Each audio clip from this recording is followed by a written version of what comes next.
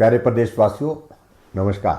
पिछले कई दिनों से आप सबसे हमारा संवाद नहीं हो पाया और स्वाभाविक रूप से आप सब लोग भी इच्छुक होंगे कि हिमाचल प्रदेश में कोरोना वायरस की वर्तमान में क्या परिस्थिति है, और उसके साथ साथ में आप लोग ये भी जानने के लिए इच्छुक होंगे कि हिमाचल प्रदेश में सरकार कोरोना वायरस से संबंधित आने वाले समय में और वर्तमान में क्या क्या कदम उठा रही है। अभी तक हिमाचल प्रदेश में कोरोना वायरस के कुल 54 मामले 54 पॉजिटिव आए हैं, और उसमें से हिमाचल में जिनका उपचार अब चल रहा है उनकी संख्या 13 है जो हॉस्पिटल में है।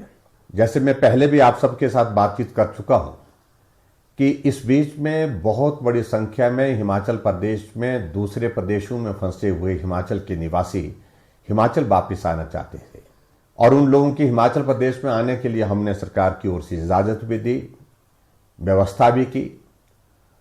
स्वाभाविक रूप से हमको इस बात की आशंका भी थी कि बाहर के प्रदेशों में जहां हिमाचल के लोग इस संकट के दौर में फंसे हुए हैं वो हिमाचल प्रदेश में आएंगे। संभावना इस बात की हो सकती है कि हिमाचल में कोरोना वायरस के मामले बढ़ सकते हैं, और उसके अनुरूप हमने हिमाचल प्रदेश में इस बात को अनुभव किया कि मामले में थोड़ी बढ़ोतरी भी हुई है।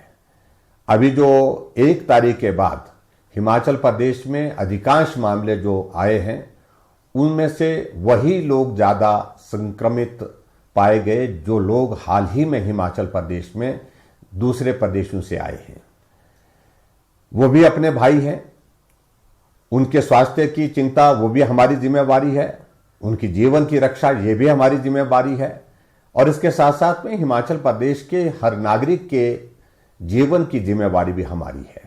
मैंने पहले भी इस बात का जिक्र किया था कि हिमाचल के निवासी जो बाहर के प्रदेशों में फंसे हैं वो हिमाचल आ सकते हैं, लेकिन हिमाचल प्रदेश में पहुंचने के पश्चात वो हमारे क्वारंटीन के नियमों का सख्ती से पालन करें। कुछ जगह इस बात को लेकर के हमने देखा है कि बहुत ईमानदारी से क्वारंटीन के नियमों का पालन किया है, होम क्वारंटीन में है और उसमें परिवार के सदस्यों से भी वो नहीं मिल रहे हैं। पर कुछ जगह हमने ऐसा भी अनुभव किया है कि होम क्वारंटीन के नियमों का जिस प्रकार से पालन होना चाहिए उस प्रकार से पालन नहीं हुआ। उसका परिणाम ये हुआ वो खुद संक्रमित थे, लेकिन परिवार को भी उन्होंने संकट में डाल दिया। परिवार के साथ साथ में जो मिलने वाले अपने साथी थे, निजी साथी थे, उनको भी उन्होंने संक्रमित किया है। जितने भी हिमाचल प्रदेश में हाल ही में बाहर के प्रदेशों से जो हमारे हिमाचल निवासी आए हैं उनसे विनम्र निवेदन है कि आप होम क्वारंटीन के नियमों का सख्ती से पालन करिए। अगर पालन करने में कोताही होगी उसका नुकसान आपको भी होगा, आपके परिवार को भी होगा, हमारे हिमाचल प्रदेश के सभी निवासियों को होगा। ऐसी परिस्थिति में हमारे लिए विवश होकर के कानून के अनुसार कार्रवाई करने का भी निर्णय लेना पड़ सकता है।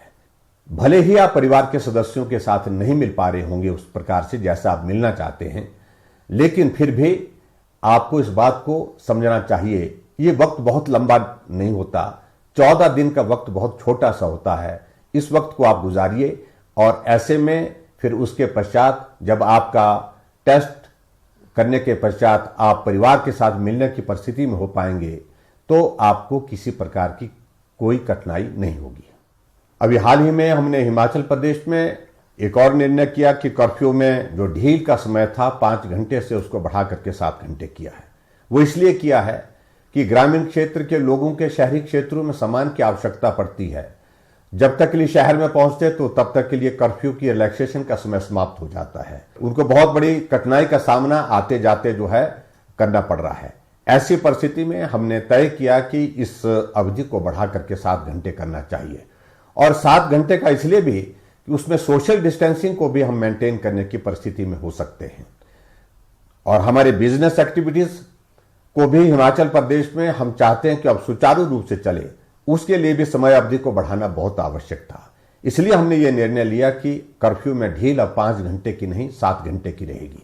लेकिन फिर भी मेरा सभी से इस बात के लिए निवेदन है कि आप बाजार में अनावश्यक रूप में भीड़ में एकत्रित ना हो, सोशल डिस्टेंसिंग का ख्याल रखें, मास्क का उपयोग करें, मैं आप सबसे इस बात के लिए भी जरूर निवेदन करना चाहता हूं, कोरोना वायरस का अभिप्राय यह नहीं है कि दुनिया खत्म हो गई।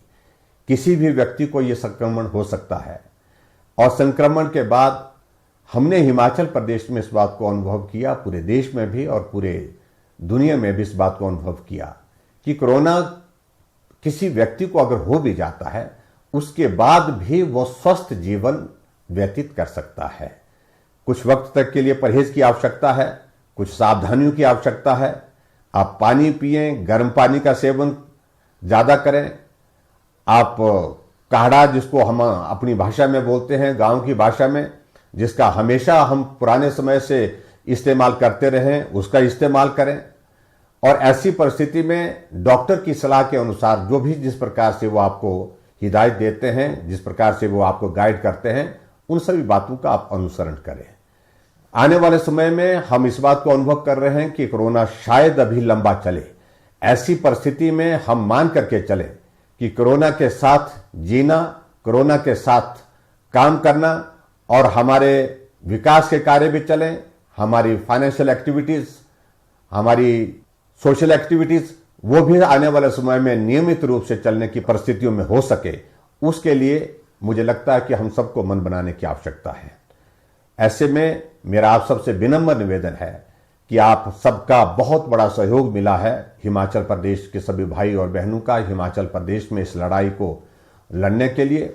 आने वाले समय में भी आप इस लड़ाई में अपना सहयोग हमारे साथ बनाए रखेंगे, ऐसा मुझे पूरा भरोसा है। मैं एक बार फिर से उन सब भाई और बहनों का आभार व्यक्त करना चाहता हूं जो कोरोना वॉरियर्स के रूप में, जो फ्रंट में आगे आकर के इस लड़ाई को लड़ रहे हैं, जिसमें डॉक्टर, पैरामेडिकल स्टाफ और हमारे नर्सेज हैं और सफाई कर्मचारी हैं, पुलिस कर्मचारी हैं। सभी लोगों ने बहुत महत्वपूर्ण भूमिका निभाई है।